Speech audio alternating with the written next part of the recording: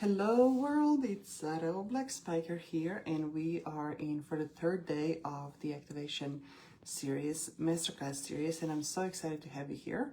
A little bit earlier than the usually scheduled time because life happens and I do have other obligations that I could not move this evening when we would otherwise meet at 7:30. But I'll see you at 7:30 p.m. Eastern, not Eastern European time, Central European time tomorrow, which translates to 1:30 p.m. Eastern time. There we go, doing a little math for warm-ups. I am really excited that you are here, whether live. Some of you I know are watching the replays, and I'm receiving wonderful messages through the private DMs. I appreciate you, I honor you, and I celebrate with you that fact that you decided to say yes to this experience, that you decided to say yes to yourself. So, quick recap, the first 2 days, what did you think? Was there anything that stood out for you? What were some of the breakthroughs? What are some of the permissions, so to speak, that you were able to give yourself? What are some of the layers that you were able to tap into and unlock for yourself? I would love to hear more. Leave it in comments or send me a message via email. If you're registered, you do have access to my email as well. I do read everything, so... speaking of registration, I'm going to just remind anybody who might be here for the first time, you are more than welcome to watch the series. It's absolutely free of charge, my gift to you. But it also comes with a workbook. And if you do wish to receive that one, that's only available after you register for this event. The link is somewhere around this video. Click on it and you'll be good to go. Through the emails then with the book, you're also going to receive access to replays, so you don't have to go search around for it. So it makes everything a little bit easier, and also a schedule for the remaining 4 days we have left. So immersion and identity activation was day 1. Yesterday we talked about reinvention and innovation mastery. We drew a distinct line between the two. And today we're moving forward with embodied expression, and I have to tell you, I am nervous for today's call. I don't know why, but I was going through the notes. I was like, I don't know, do I need another coffee? What do I need? Do I need another walk with the dogs? Do I just need to postpone everything? But I was like, no, we're gonna show up and it's gonna be awesome, as it usually is. So what I wanted to talk to you about when it comes to embodied expression, I'm not here to teach you how to activate that within yourself. I'm not here to give tactics and strategies and all the different tools. But what I would like to do is to remind you, help you remember that state of being for yourself, because most likely you have already been through it. You know how it feels, you know what you need to get to it. Chances are that you're most likely, like most of us, simply forgot it because you have put everybody ahead. You have went on to tick off all the boxes to appease everybody, which is something that we continuously talk about through these conversations. So this is what we're going to be peeling back today, those layers of the onion.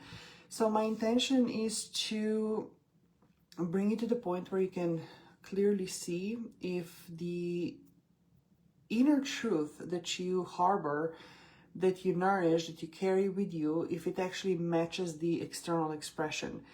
The things that people can feel and see about you when you step into the room, or you post a comment, when you show up for a meeting, or whatever the occasion may be. We are here to help you model that embodiment. And again, I'm gonna share with you a couple of experiences from my own life when I did not embody that truth of mine and what was the cost of that, as well as when I did and how that resonated and what kind of outcomes that allowed me to facilitate and create. But before anything and above it all, I wanted to offer that embodiment is not about getting it perfect. It's not about being perfect. It's not about doing it right by somebody else's standards, but it's about feeling congruent within yourself. It's about matching, I want to say, your voice, your words, your visuals, your offers, your nervous system, you name it, all on the same frequency so the people can actually feel it. But even then, I'm going to offer you some of the insights of how sometimes people still feel it, but they're like, okay, great, next. So especially if you're a business owner, that might be something that you have experienced. You do everything by the book.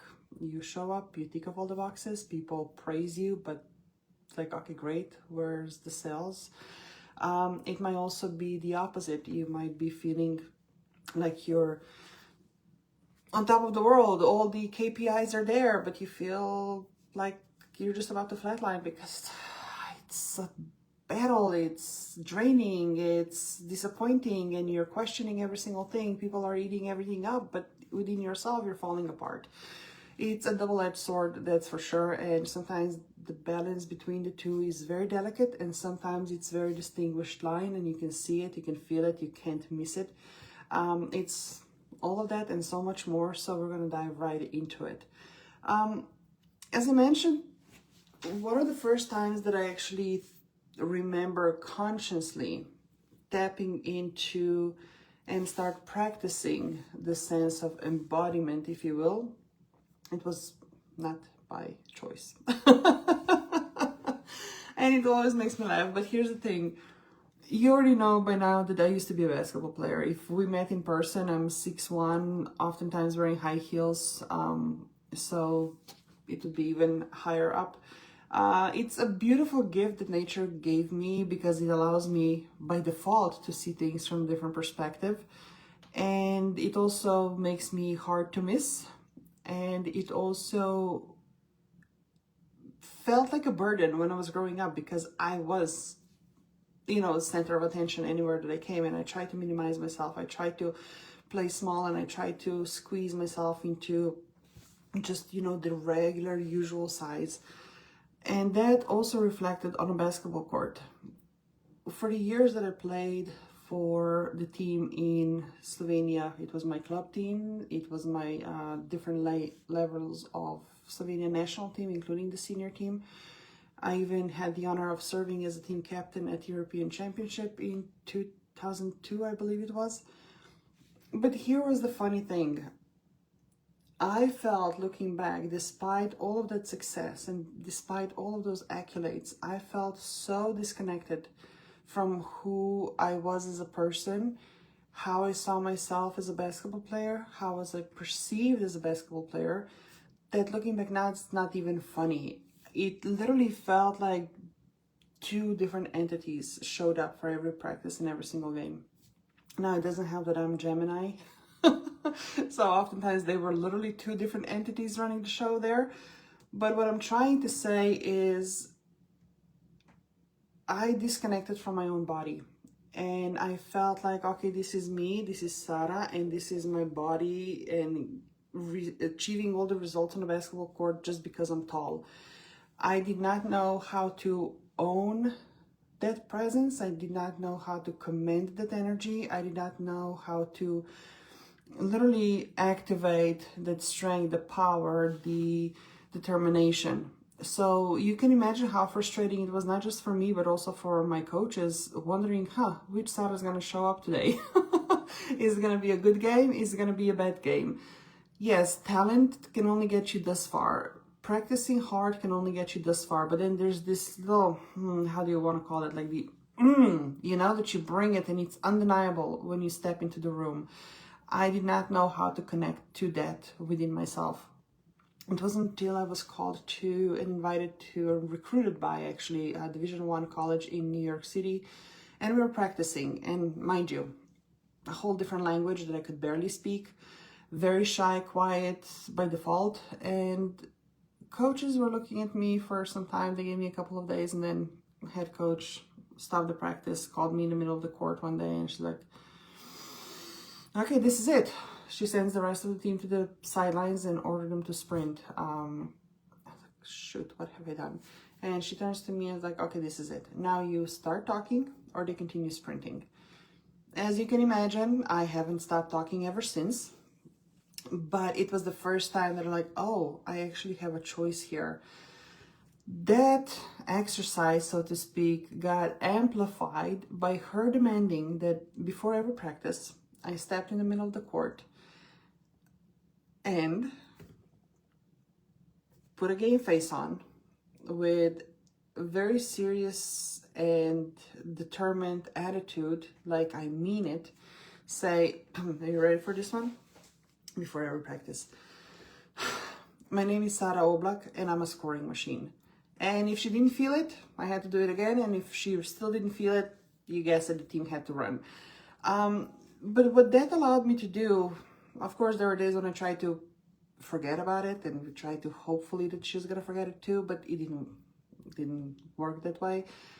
What that did for me was being able to lean on the trust and faith that my team and my coaches had in me until I was able to find it myself. And by doing that over and over and over and over and over every single day before every single practice allowed me to keep stepping and growing into the role that I was meant to play on the team, and allowed me to figure out how I can actually activate that within myself when I needed to. When you step on the basketball court, I had to learn how to tune everything out and focus on what was there. And yes, there are pluses and minuses to that. There's no doubt. We're all the, in generally speaking, high performers, whether you're athletes or executives, and you learn how to compartmentalize and you learn how to push things aside and activate and numb them down. Is it always healthy? Of course not. Are we probably in this stage of our life, this season of our lives, when we are learning and unlearning and undoing and correcting those things? Probably. But it was still a gift, and it gave me the sense of awareness, self-awareness, that I was able to then harbor and nourish and grow and expand in different areas of my life. And I have to tell you, it was so freeing to come to a realization that at one point I did not need to say it to myself anymore. Hey, I'm a scoring machine. I became it. And it's almost like another expression I'm using that I'm borrowing actually from one of my mentors. The sky is blue, the grass is green, and I am ... That was actually an example, an exercise that I practiced in early years of my entrepreneurship with pricing. The sky is blue, the grass is green, and my prices are, and I stated them out loud without twisting myself in a pretzel or feeling the tremble in my voice, thinking, oh my gosh, is it going to be too high? Is it going to be too low? Am I going to be taking it serious? No, it was practice. Just like basketball practice, that was practice. And that embodiment really allowed me to then step up on the court, show up the way that I was meant to, and be and play the role on the team that my team needed me to play for the next 4 years. And sure enough, we went from dead last the year that I arrived to regular season championship, my regular season champions my third year, and the conference championship the last one, and we lost it, and it still hurts. But it was a beautiful and powerful run and a lesson that I'm taking with, and I'm also coaching my kids on as well. That at the end of the day, we're not victims of our circumstances. And if you have a bad day, yeah, you can acknowledge it, and you can have a bad day, and still you can show up in a different way, in a way that feels empowering, in a way that feels congruent.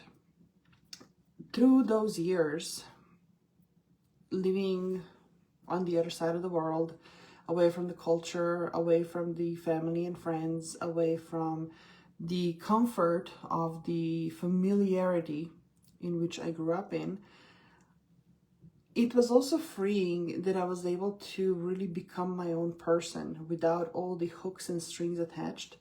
And so the height suddenly became something that I was really proud of. Like I said earlier, I'm 6'1" when I'm not wearing high heels. Yeah, high heels. I'm even taller. I no longer hide my height. When it comes to weight, of course, there have been struggles for a couple of years now, and I have been talking about this openly as well, and it was a big transitional issue for me, with some health underlying issues and hormonal, actually, especially. Some things do feel like they're a little out of my control, but it led me to feel disconnected. Like, okay, if I'm this athlete mindset and if I'm a high performer in this body that doesn't connect, like, what the heck is going on here? And I realized that I spent many years then hiding again and covering up and playing small. When my business struggled, I was playing small because I just felt like I don't have the right to show up. I don't have the right to serve in a way that I know I can serve, and in a way that it has been proven, tested, hard evidence that has been helpful to my clients. But because I couldn't replicate certain things from myself, it felt like I don't know, that I was incompetent. And I know a lot of women are going through that on a regular basis, this feeling of incompetence. The funny thing about it, the scary thing about it, the incredible thing about it, the beautiful thing about it, the empowering thing about it, however you want to spin it, is that at the end, it still is in your control. Of what is the story that you're telling yourself? How are you narrating to yourself those experiences, whether it's a moment, whether it's a period of time, an era? It will impact you tremendously of how you're showing up and your ability to really embody your brilliance, to really embody your values, embody what your mission is, what you're here for, what your soul has been guiding you towards. So I wanted to offer this to you, that just as much as we can choose to hide and minimize ourselves and contort ourselves and bend backwards for everybody else's comfort, it goes the other way as well. So here's what I wanted to offer you, some guidance, some frameworks, and perhaps we can start with some examples that you might find yourself in. I know being an athlete, it's not always relatable. Being a foreigner, it's not always relatable to everybody, but let's see if any of the following examples are something that we can say, oh yeah, this one applies to me. I'm gonna read a couple of them because I want to make sure that I really honor every single word. All right, ready? This one is something that I work with and deal on a nearly daily basis with my resume clients. And this is what it says.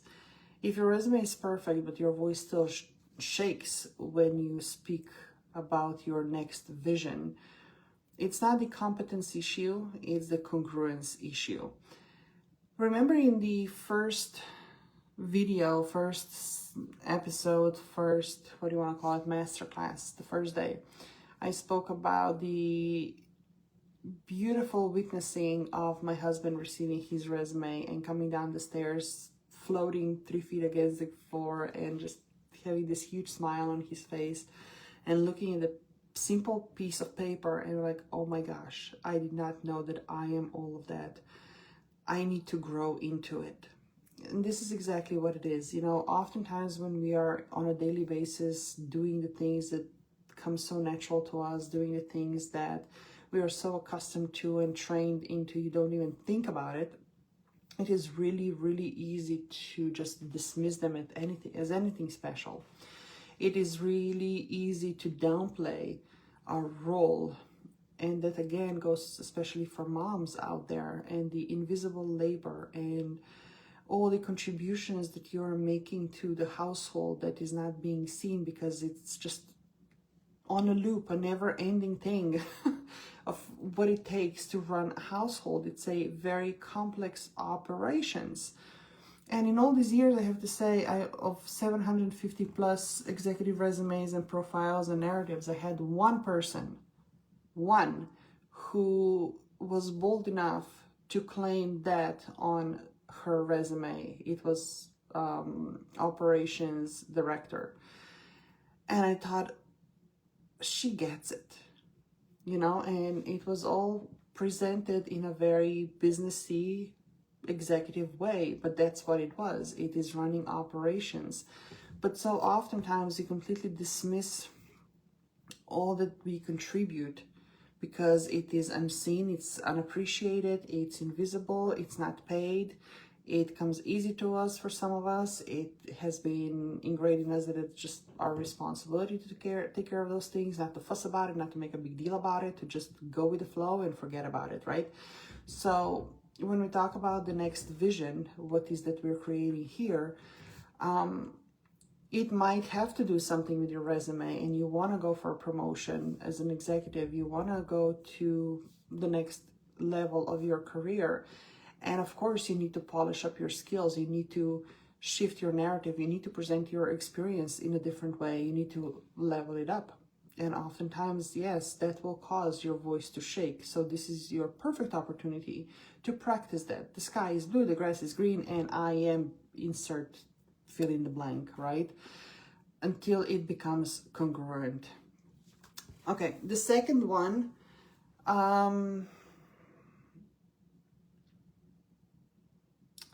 this was something I referenced just a little while ago. If your presence lights up a room as a business owner, but your offers are still getting crickets and silence, maybe it's not your energy, because people obviously feel your energy. It just might be how you're packaging up your truth. I have been through those quite a few times with transitions, and I have to say, where I have landed, when I am landing and what's emerging as we speak, it finally feels like I get it. It makes sense. It connects in a way that I can comprehend that connection. It connects in a way that lights me up, that fuels me, that fills me, that elevates me, that allows for expansion. And it has gone through seasons. You know, I have been through different iterations of my business, and it feels like with every one, I did arrive to that very same moment. And it was awesome until I outgrew it and I had to go back to the drawing board. Reinvention and innovation that we were talking about yesterday, peeling back layers, applying some discernment, what gets to stay, what gets to go, how are we moving things around, how are we presenting them differently, how are we packaging them differently, how are we perceiving them differently. So for example, one of the things that I identify myself with as in a professional settings are I am a mentor, I'm a speaker, and I'm a writer. When I first claimed that out loud, I had such a writing bug that it wasn't even funny. It felt like I wasn't able to put a sentence together on a paper. It's like, well, what kind of writer are you if you can't even do that? How can you call yourself a writer? It was this self-inflicted pressure.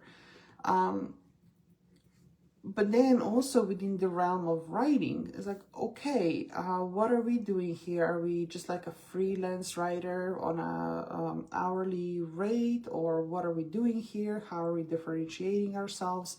How can I bring in all the aspect, the multidimensionality of who I am into writing? What is it that I actually do there?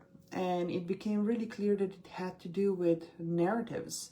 It had to do with activations. It had to do with opening portals through written and spoken word. It had to do with really elevating the clients through my mentoring and ability to hold space, and all of them working intricately towards the same goal, just offering people different things that they needed. And sometimes they needed all three, and we would offer all three, no problem. And then also the athletic background, multicultural experience. How do you bring all of that in? Well, then, you know, as somebody with an MBA, I was like, oh, but I have an MBA. I'm a super serious consultant, except I hate numbers, to be honest. Numbers and Excel spreadsheets, we kind of don't date. But okay, great. What is then my differentiator here? How can I add value to more corporate clients, to the businesses who notoriously rely on numbers alone? Like, well, there's really depth in understanding the cultural differences, being the bridge between what is being written in their mission statements, what is being written in their marketing materials, what's being written in their sales materials, what's being presented as their services and offers, and what is actual living and lived experience of anybody involved with those organizations, from the CEO to the last person on the payroll, to the people that are serving. And I had the privilege of being flown out to different countries to work with clients, bridging those gaps, including one of the biggest world trade shows, working side by side on bridging those culture, literally translating culture differences in cultivating those long-term relationships with potential clients and the company. So all of that to say, how are you packaging your truth? And I had a client, multiple clients who would be in business of numbers like CPAs and also very passionate about astrology, or they would be in business of nutrition and physiology, and also being very, very attuned with energetics and spirituality. Also happen to be in astrology there as well. But how do you bridge that gap? How do you bring them together so it's not competing ends of the spectrum, but you actually blend them in something that is uniquely yours? So that's what I was going for here. The third example, again, oftentimes people would say, oh my gosh, you're so inspiring, but they're not buying.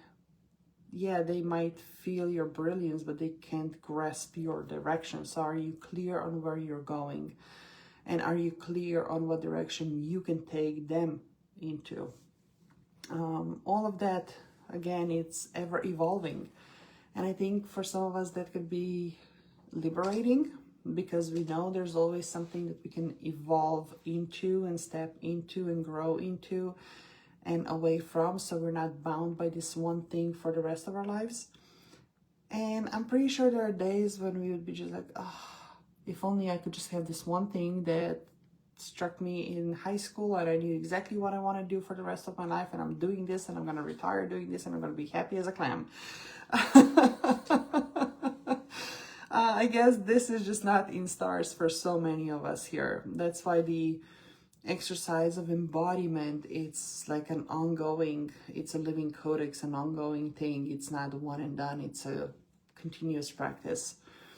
All right, the next example here that might speak to you,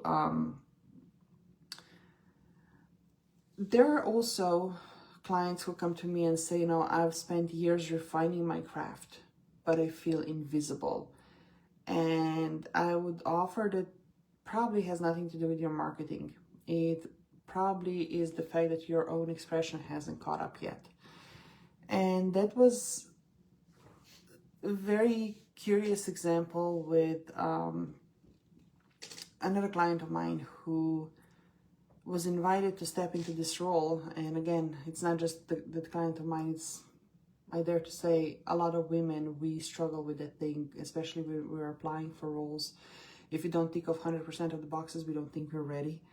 And that was exactly the same situation here. She was invited for the role that she's like, I don't think I'm qualified. I don't think I'm ready. I don't know that I can do this.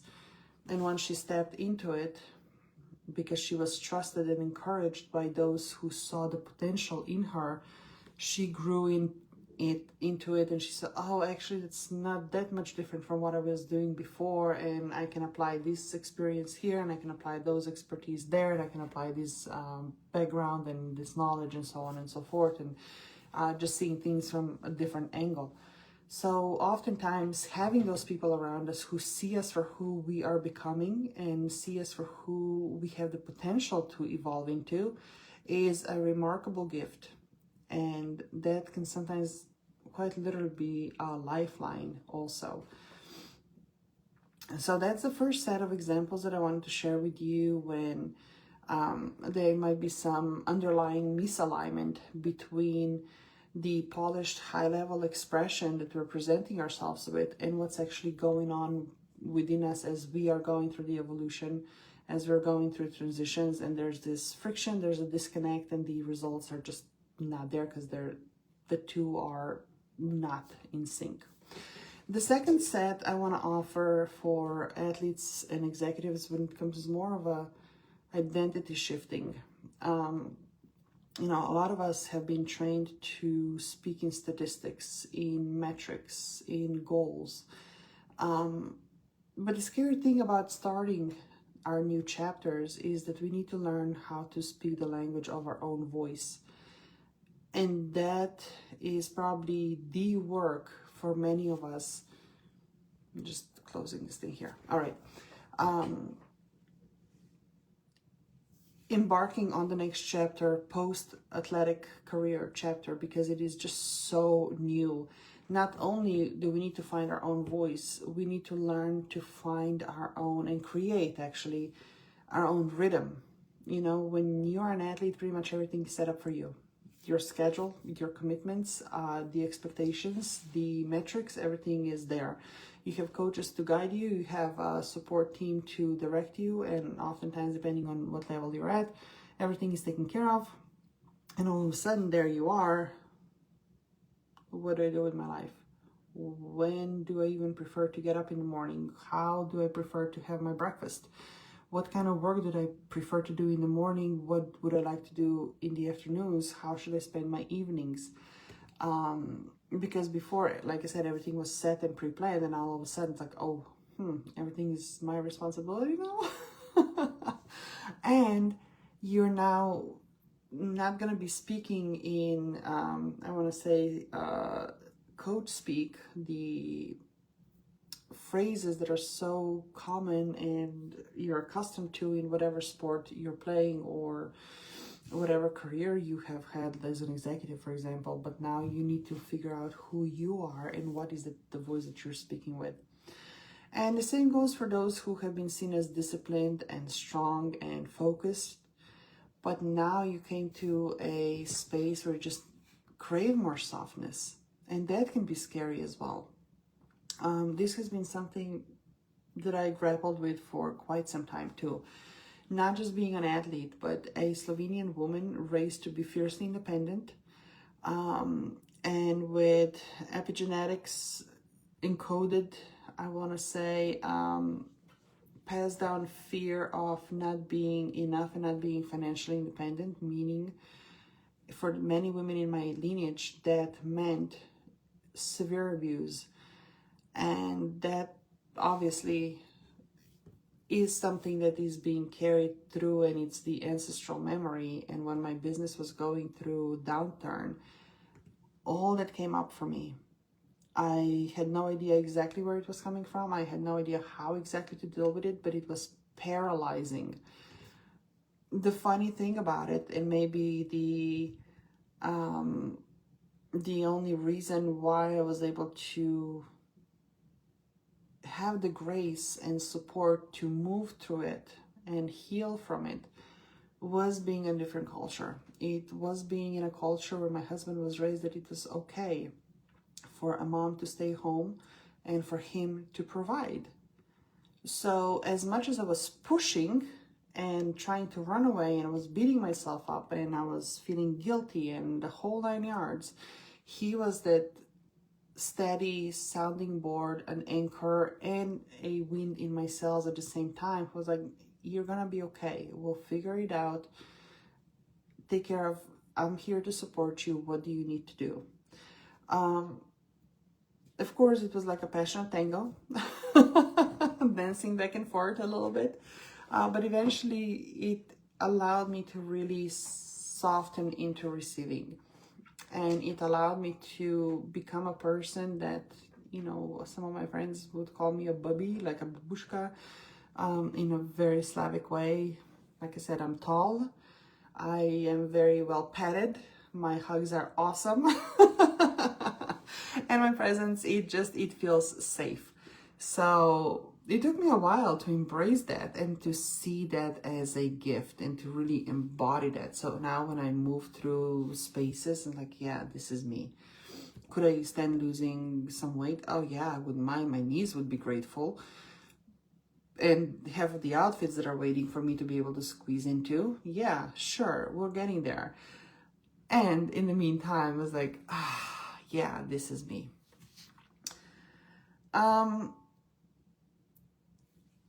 This ties into the next example that might resonate with you, and it has to do about proving. When we are performance driven and outcome driven and we are focused on execution and precision, it really becomes about proving something to somebody or proving something to ourselves. But what about if the next chapter is inviting you to reveal who have you actually become underneath it all? And maybe that's where disconnect is for you. Or maybe it's because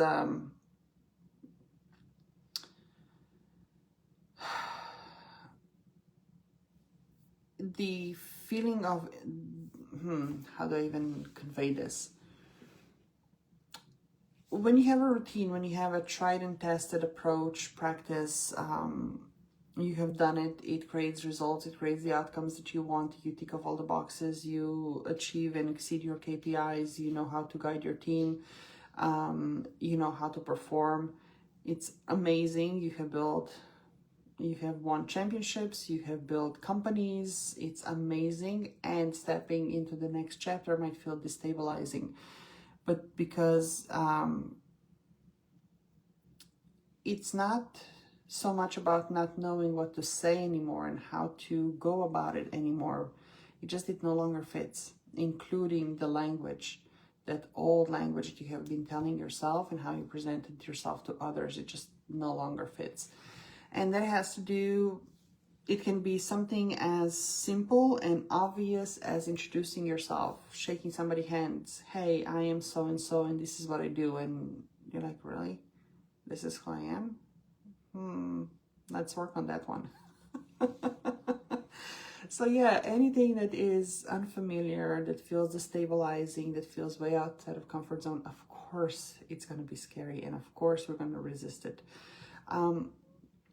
And we're going to get to some of the tools and practical application of what you can do to remember what this sense of embodiment is for you, remember who you truly are, and actually own it, all the dimensions of you, so that you can be felt and you can be heard, and then you can actually make that impact and get the outcomes that you are craving and you're here to create through your soul's mission.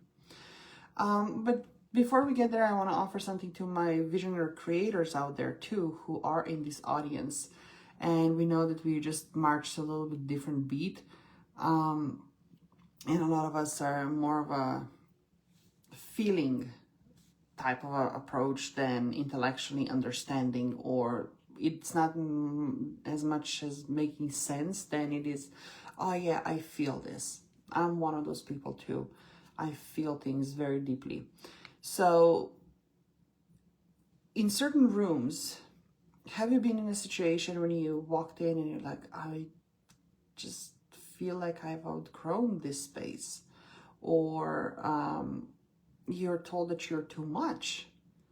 Like, this was like half of my young life was you're too much. By the physical presence, you're too much, you're too tall. Luckily, I was never told that I was too much in terms of loudness and too much speaking, because I was internal, quiet kind of a person. I became much louder later on, but yes, you get it, being too much, right?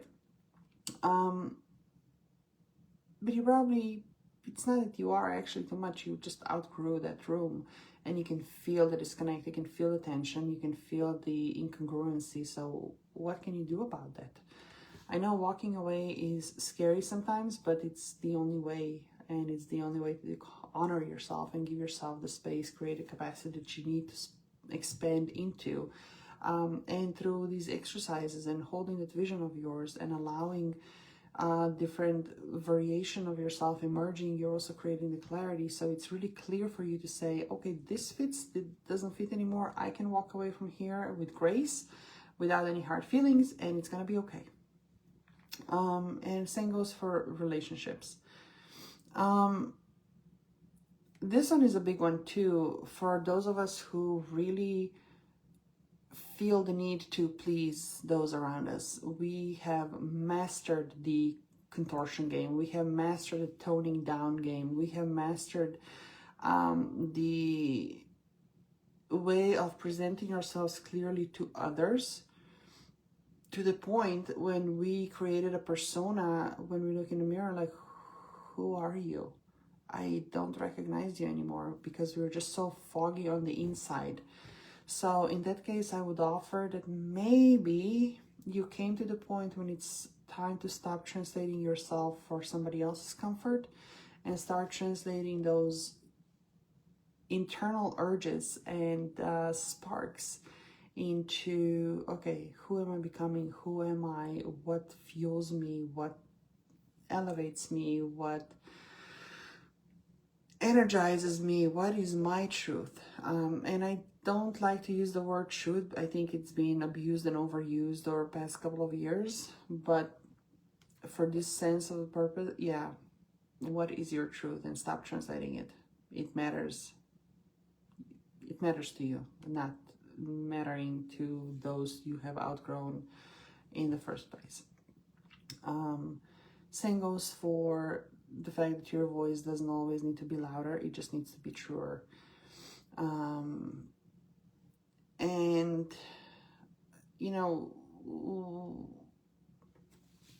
as a writer, when I talk about and think about the message and language to be truer, I am reminded of so many examples from my own entrepreneurial life, from my own life as a marketer, from my own life as a writer, as well as working with clients or working towards acquiring business accounts.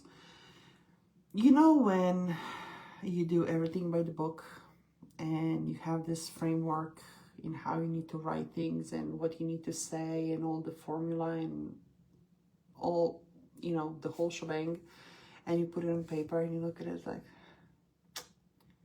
yeah, nah. I've been there so many times. I don't even bother counting anymore, but that's exactly what it is. Trying to be somebody that we're not. Trying to take off all the boxes that no longer matter. Trying to say the right things for others, but they're not our truth. All of that. So I'll be actually curious to hear which of those examples resonated for you and where did you find yourself. And now I'm going to offer 3 mindset shifts that hopefully allow you to move forward and kind of move the needle towards really embracing your multidimensionality. Before I get there, I actually want to share with you another example of how wise my husband was. There I was, you know, running a household, taking care of 2 little ones. I think they were a newborn and a toddler at the time, and trying to run a business and still try to present myself as this super serious corporate person, because this is how I was trained. This is what I was modeled, that even a woman working from home with little ones, you need to be super polished, you need to be super professional, you don't talk about emotions, you don't talk about feelings, God forbid the kids are anywhere in the pictures, you are just a whole different level playing field. And I remember I was stressing and obsessing about how am I gonna set the boundaries for calls, because in order to keep those 2 worlds separated, it took a lot of effort to keep my schedule organized, and I couldn't just drop things on a moment notice. And I also wanted to make sure that if I make a commitment to show up on a client call, for example, that they would do the same. And, you know, running different scenarios, as those of us who are strategists, we do that. I was just like, what do I do in this scenario? What I do in that scenario? What policy I put in place for this cancellation? And what kind of lead time do I require? And so on and so forth.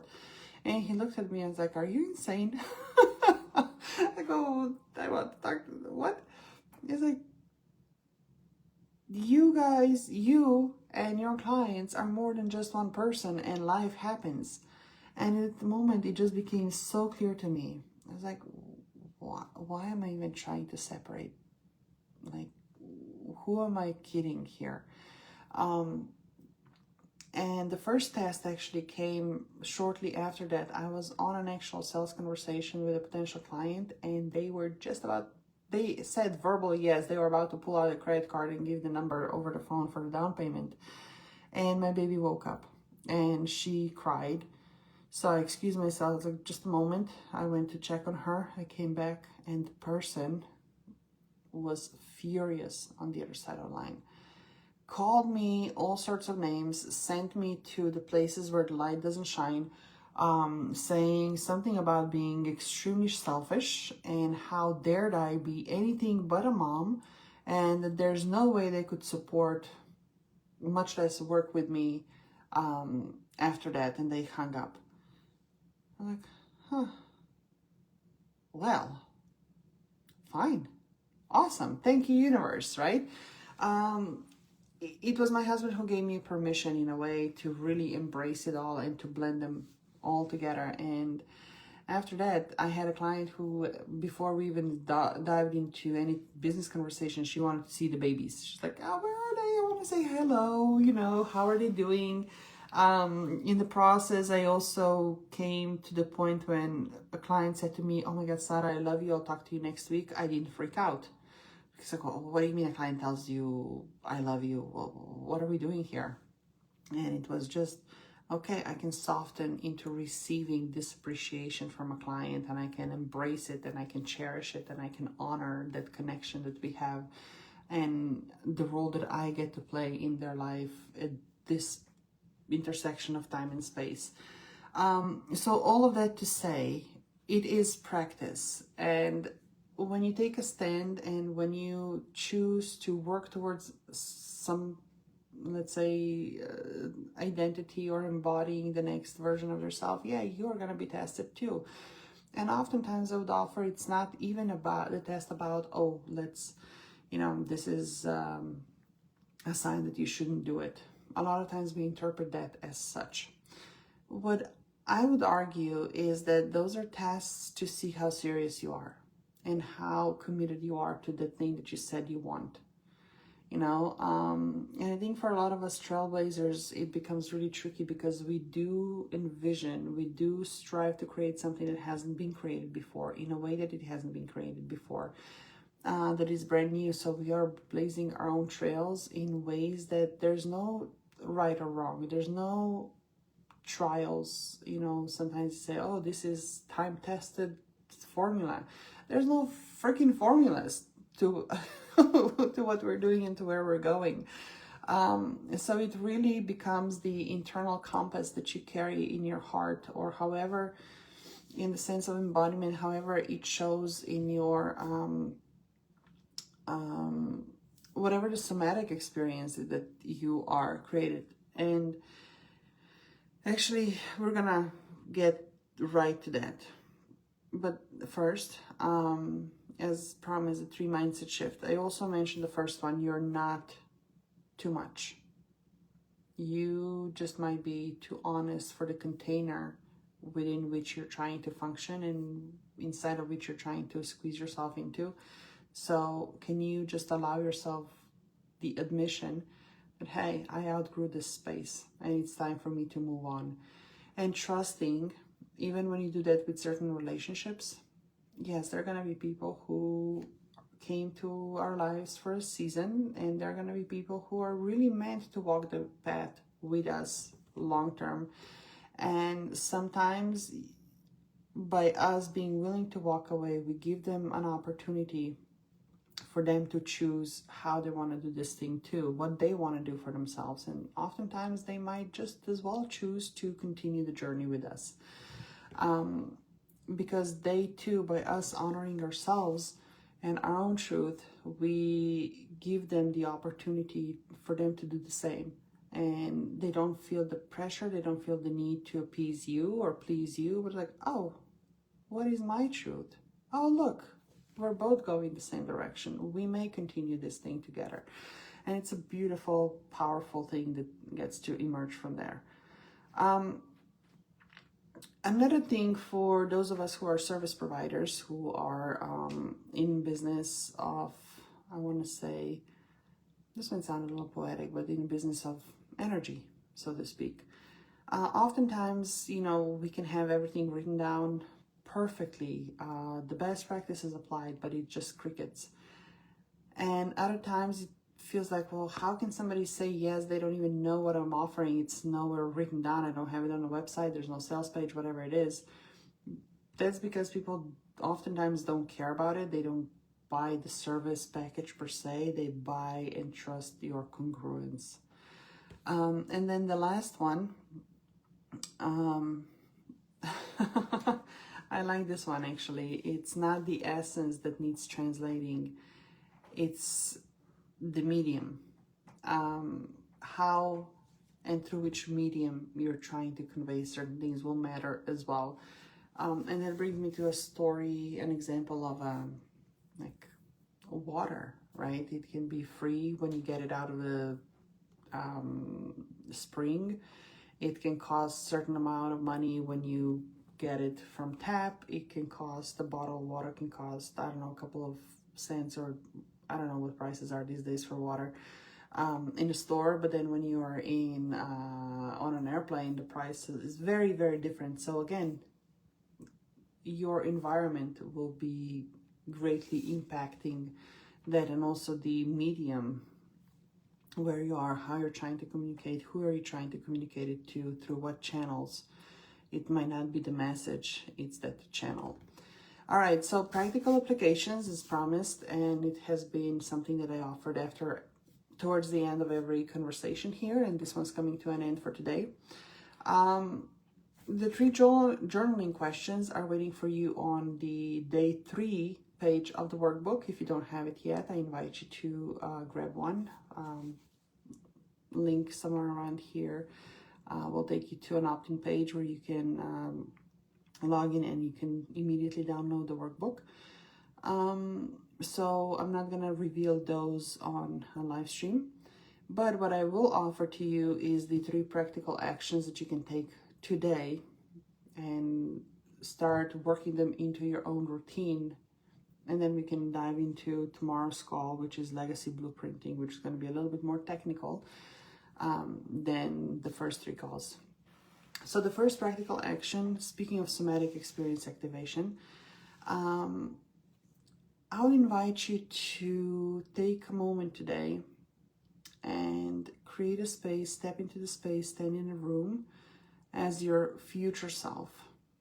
Over these past couple of days, we have been working on this vision and holding this vision and activating this identity of yours. So make it a practice to stand in the room as that version of yourself. And what does that mean? That means feeling in your body with every fiber of your being that version. It's gonna look different for every one of you, and it can be challenging when you're navigating 2 lifelines and 2 timelines. One, current commitments and responsibilities and the current reality of being the role that you're playing, and at the same time holding and becoming that person, holding that vision for it, holding the energy for it, stepping into it, evolving into it, all of those things simultaneously. So a practice like this can be a couple of minutes per day. It can be first thing in the morning, maybe before you even open your eyes. You just transport yourself into the version that you are so you can feel it. I shared a story with you when we were in the process of moving, how knowing what the views are going to be from my new bed, what the sensation will be of walking down the new stairs, the air that I will be breathing in, the noises around me, the smell of the air in the spring, all of this you know, and envisioning when the final yes is being said and the final signature is there and the final transaction happens, and this, I could feel it bubbling up in my body. I could feel it in my stomach. I could feel it in my fingers. I could feel it in my, like, automatically started to smile, and I could feel this energy radiating very, very, very differently. So I made it a daily practice of moving through life as much as I could from that energy, and especially when things went sideways on a daily basis, to return back to that version and make decisions and try to respond as opposed to react from that version. So that's the first one. The second one, I would offer and invite you, and I actually urge you to record a 30-second note to yourself.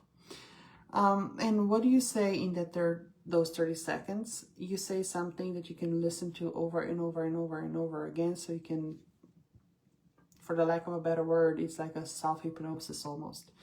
But things that you can feel, it's less about the words and more about the energy that you're conveying through that voice that you're going to be then repeating to yourself over again. And then the last one, I want you to write your own welcome message. How would you welcome yourself into that version that you're stepping into and growing into? What would you say? Make it a exercise, make it fun, make it cozy, make it playful. You know, we don't always have to take it way, you know, sometimes we do it way too seriously, but make it enjoyable. That's what I wanted to say. So,